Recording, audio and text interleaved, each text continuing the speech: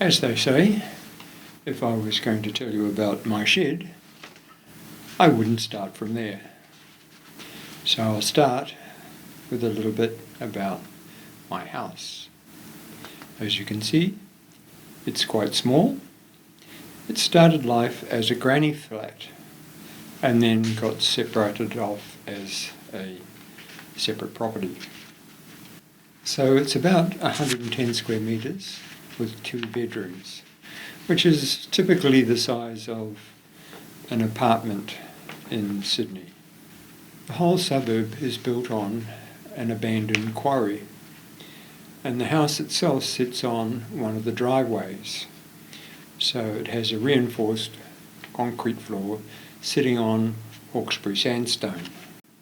It has a concrete reinforced roof with about 800 millimetres of soil on top, a lawn and a few trees.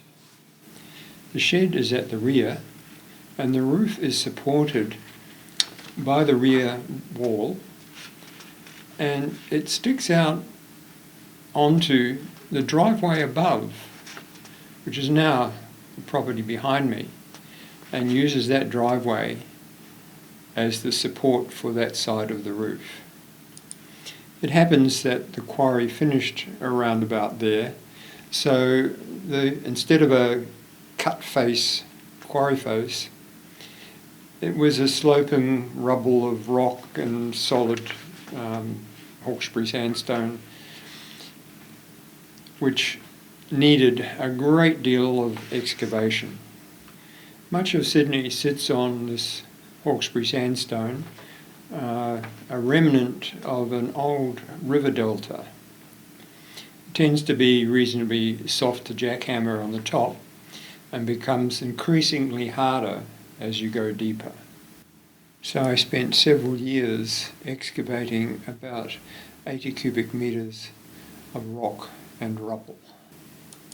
So here is the shed with the excavation essentially complete. I don't actually have any photographs of the excavation. Pretty dull and boring. I guess nobody really wants to see that anyway. So on the left you see the recently bagged concrete block wall. In the distance, 3 pipes which allow air to flow in or out from that far side of the house.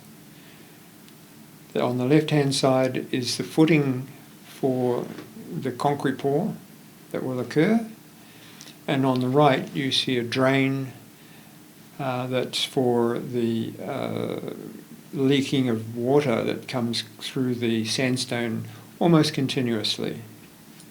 The support posts is because I didn't have much faith in that very rubbly sandstone up by the roof that you can see. And if you notice on the right, you'll see the sandstone gets redder. They actually call it ironstone, and you need a very big compressed air jackhammer professionals to touch that sort of stuff. Here we have a view in the other direction, taken on the same day. Note how wide the trench now on the left is for the footing, and notice the red ironstone, more apparent in this view. And if you look, you can see the door's actually in the wrong place at the end, because there's a water heater right in front of it. So here's a quick step back in time. This is what the rearrangement of sewer pipes and doors looked like at the beginning of the excavation. The vertical pipes actually for a possible dust extraction system which runs through under the floor and comes out there if I ever want to put modify it to put an extractor on there. And here you see the finished product ready for a wall to be put in so that I could shift the door. And just to show that nothing runs smoothly, here's the wall they put in for me, and if you notice there's a half course of dress blocks. Actually there's 2 layers of them, and I gave the guy the blocks to do it and he neglected to put them in. So the wall came down the next day and was built so it matched the rest of the house blocks. It's also got reinforcing bars down inside it vertically that rag into the bottom and rag into the ceiling. And every second course goes into the wall you see at 90 degrees. So it's fairly strongly built in. And here you see what builders do when their workmanship is hidden behind sandstone rubble. The far wall was so bad that we simply rendered over it. But the concrete blocks on the left are actually worse, or were actually worse than the photograph shows. So almost all of them were simply pulled out and relaid properly to get the overall effect. And here's a little bit of a rectification, some blocks removed after the wall was painted so that the incoming hot and cold water pipes to the house could be hidden in the cavity wall. And now things really get serious. You may have noticed in the original photographs of the shed that the floor and trenches seem to be concrete. It's actually not true. When you jackhammer the sandstone, it ends up pretty ragged. So I buttered it up with sand cement mix, in some cases with chicken wire to make it just a little stronger, to make a suitably smooth substrate for what came next. You may also have noticed in the original photographs that the ceiling isn't of form concrete, it's been white plastered. But the really serious stuff here is that black layer is a double layer torched on membrane, 7 millimeters in total thickness, so that the moisture coming through the sandstone won't make the shed damp. You might also notice, or it's a bit difficult to see, but there's formwork that stands off from the rock face to provide in the future the drain that's required for the moisture coming down the vertical face of the sandstone. So the membrane goes down into both trenches and comes up the wall of the house to a height above where the concrete floor will finish. And similarly, the formwork, the membrane goes down into the trench for the footing and comes up the formwork with quite a lot of freeboard left over. And it took quite a lot of convincing to get the guy to do the flaming on the joints and not get the message that it mustn't stick to the formwork. A little different, so there's no bitumized pre-prime on the formwork, of course. So here's a view in the other direction, and yes, they did put the membrane under those support columns. There's a 30 millimeter bolt at the bottom that you can unscrew or whatever, and they're actually anchored into the ceiling as well. So they took them out one at a time and put the membrane underneath. Pretty good guys, really. Here's the next step of 25 millimeters of high density styrene insulation because there are reticulated water tubes for in-floor heating about to go in. There's a couple of late nights of laying that up for me and taping it all down. I was seriously worried that it might float when the concrete was poured on top. Fortunately, in the end it all went well. And now it really gets serious. The concrete floor is 250 millimeters thick and it has 2 layers of mesh in it of a fairly small mesh pitching, and it's 8mm mesh, 8mm bar in the mesh. I didn't quite get the message through to the concreter about what was going on, and when he came in with the 8mm mesh, and said I want to use more than that, and I want it top and bottom, he was a bit taken aback until I explained I was not interested in the strength, I wanted rigidity. So the next day he turns up with his truck with some more mesh, so there's extra layers of mesh, and he said, I've got a lot of this old deformed bar, I think it's 12mm stuff, and I came back in the evening after work, and on almost every crosswise pitch of the mesh is twitched on an extra 12mm deformed bar. This is really a serious amount of steel.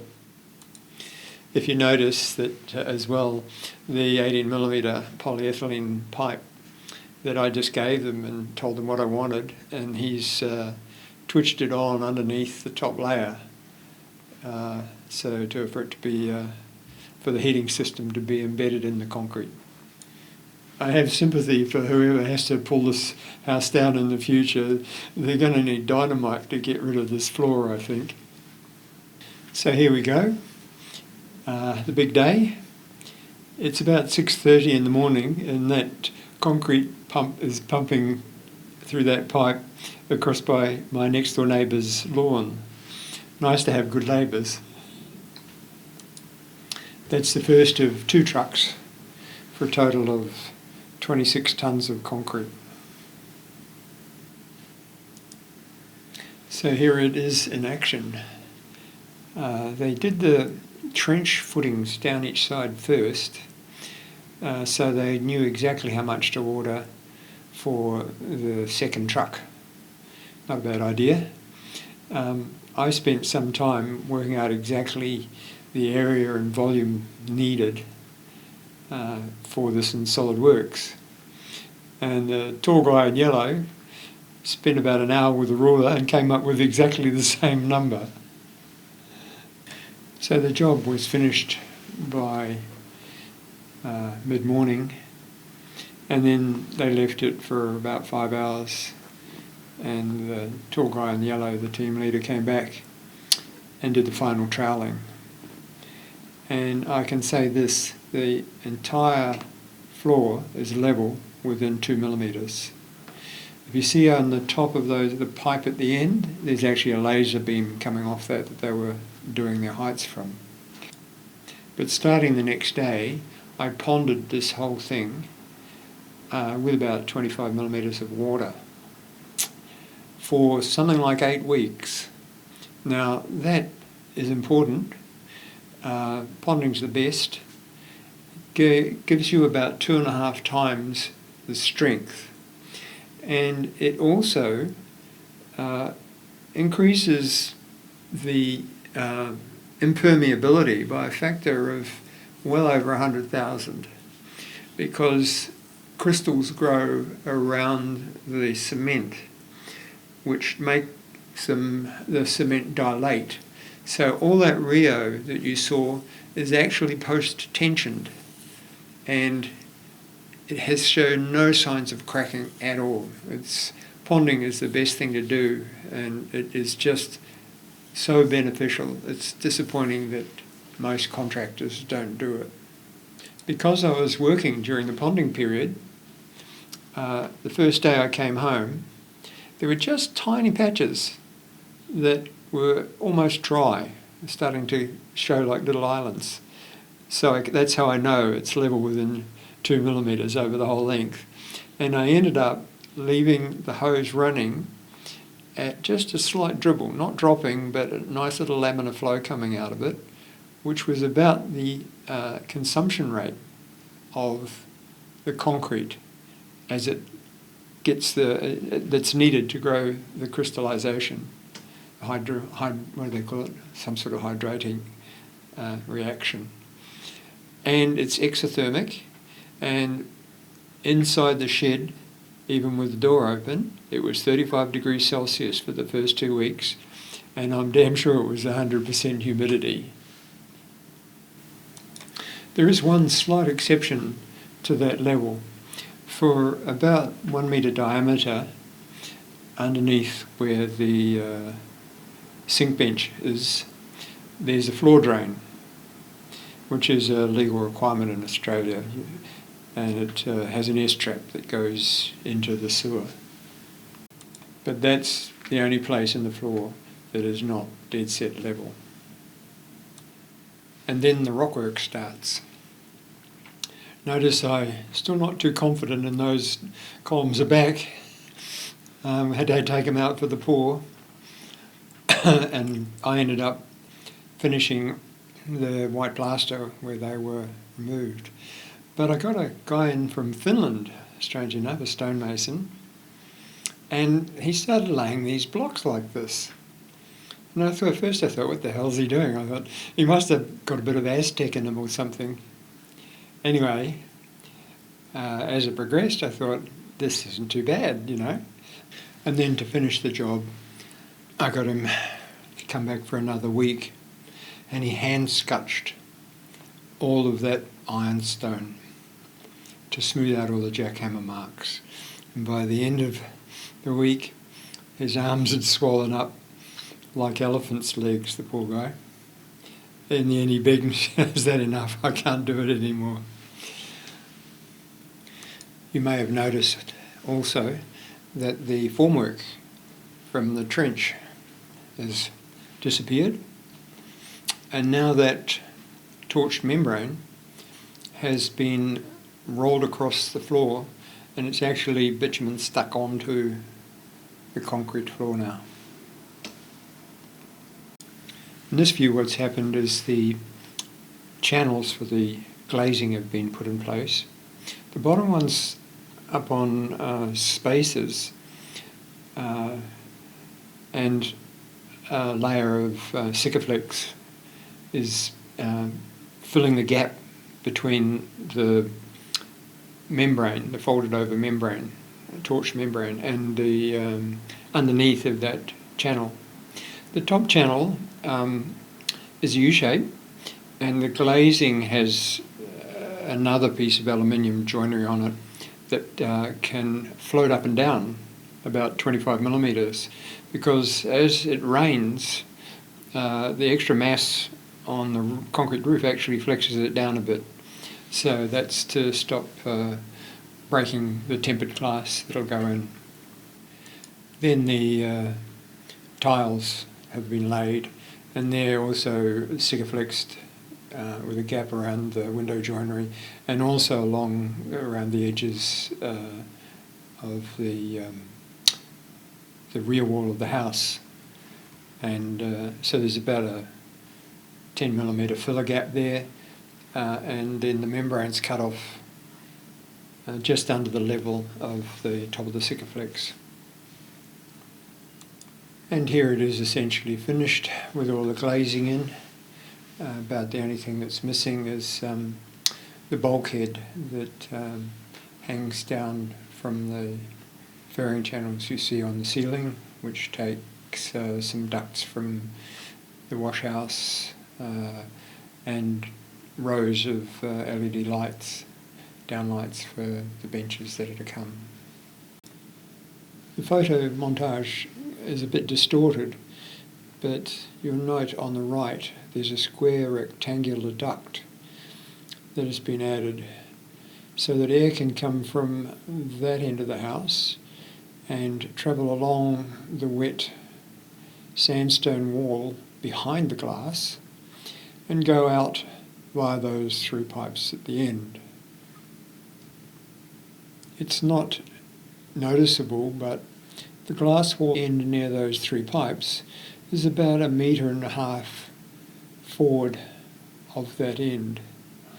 That leaves provision for a split-phase air conditioner unit to be put in, with its fans blowing up through those three ducts, and taking advantage of the fact that the rock wall with its moisture is always about 19 degrees Celsius.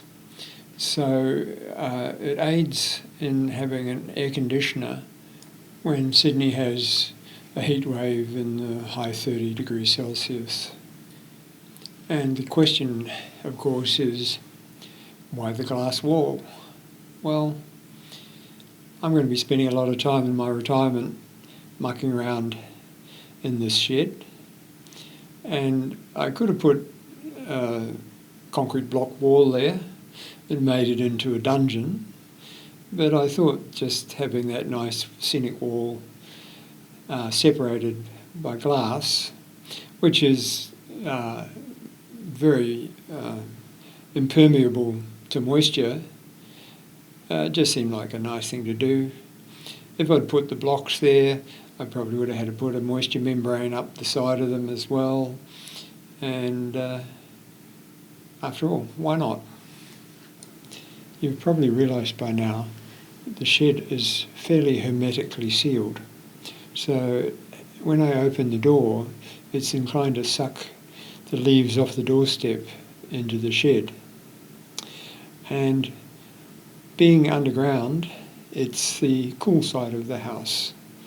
And you see from the beginning of this video that the whole front of the house is actually glass. So it tends to be either the warm or the cold side of the house. So what you see here is 3 silent 140mm computer cooling fans that run continuously. They're up in the plenum that I talked about before in the roof, and they blow air from the shed into the plenum in the false ceiling in the wash house of the house, which then has an exit vent which blows out into the main open planform lounge room dinette. So that eventually circulates back through down in each direction to the bedrooms at each end of the house, and they have down at floor level a vent in each that returns the air to the shed at each end of the shed. But a word of warning for anybody who has in mind building an underground or semi-underground house like this one, the house itself tends to be a few degrees warmer than the shed. And the downside is that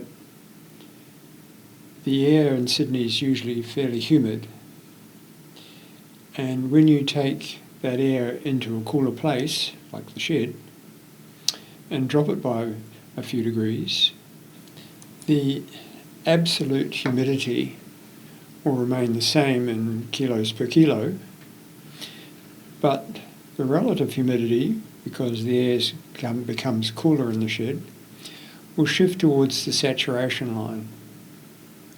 And so the relative humidity increases in the cooler shed to the point that sometimes it reaches saturation and you'll get dew on the glass panels.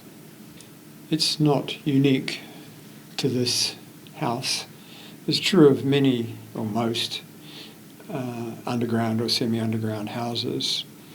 And if you know how to read a psychometric chart, it'll become fairly obvious that it's a very real problem. I deal with it by having a small dehumidifier there for certain days of the year. Not expensive to run in comparison to an air conditioner, and something you've just got to live with. So then, of course, you have to give it the 2-hour thunderstorm deluge, not uncommon in Sydney, just to see how it holds up. This is more or less after the rain has stopped. I couldn't get around there with an umbrella and dry-as-a-bone coat on and not get my camera completely sodden until it had eased off. So this is just towards the end of it where it's petering off. And of course, something had to fail. the articulating door seal was not activating quite correctly, and the result was maybe 2 litres of water getting in. I have pondered putting a drain in the recess where the doormat is to outside, but I was unsure with some of these floods whether it wouldn't backflood into the shed via that. But I suppose a frog flap on it would do the trick. Unfortunately, if I drill now, I'm liable to hit Rio, and even worse, I'm liable to hit the Alcathene pipes for the hot water system, which could be a bit more dramatic. But we'll leave that on advisement. Thank you for watching the video. I hope you found it instructive, and maybe it'll inspire you to build a better shed for yourself. Just make sure that your wife doesn't like it too much and steal it as a studio. And if you want to stick around a bit, I've tacked on a sort of assortment of videos of what it's like to live in an inner Sydney suburb. And now for those of you who've stuck with it this long, here's a bit of a view of some of the goings-on in the neighbourhood.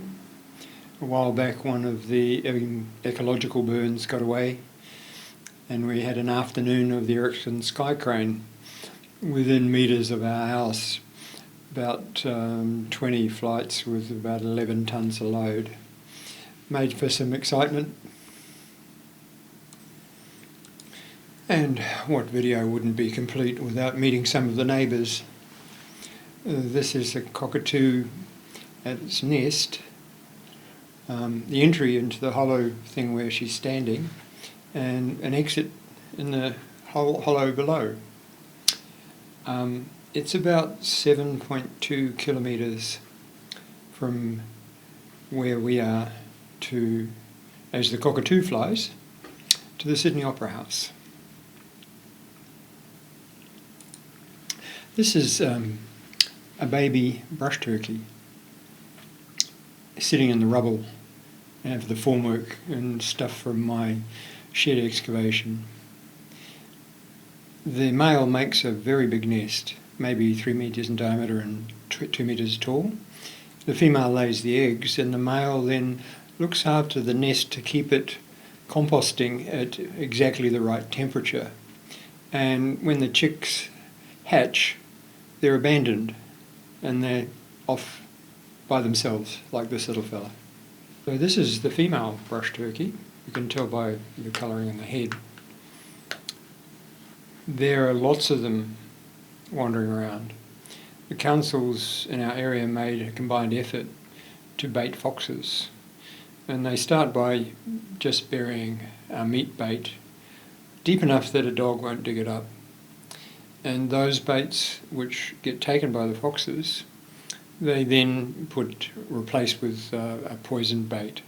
So it's pretty safe way of doing it. And all of the ground-dwelling birds and marsupials came back within maybe 1 or 2 years. Amongst those animals that came back were swamp wallabies, and they don't have a great deal of road sense.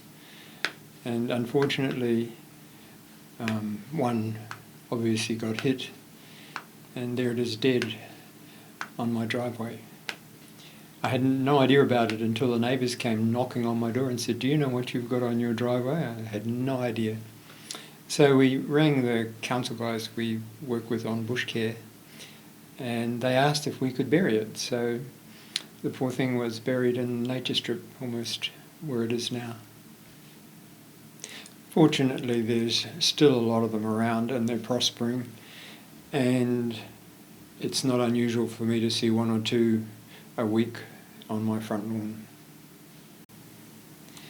And this little dinosaur is an eastern water dragon, and they're very common. Most people would have one of them on the patio of their swimming pool if they had one. He's in an unusual position. He's just jumped off the patio onto a tree nearby because he got scared. No, it isn't a hedgehog and it's not a porcupine. This little fellow is an echidna, a fairly rare little species, but they're reasonably common around here. I think the wool's just a little bit too big for him. He wandered off. Unusual. I think they're a monotreme, if you want to look up what that means. But very different, very ancient animal. You won't find anything like it anywhere else in the world. And these are rainbow lorikeets. A lot of them around here.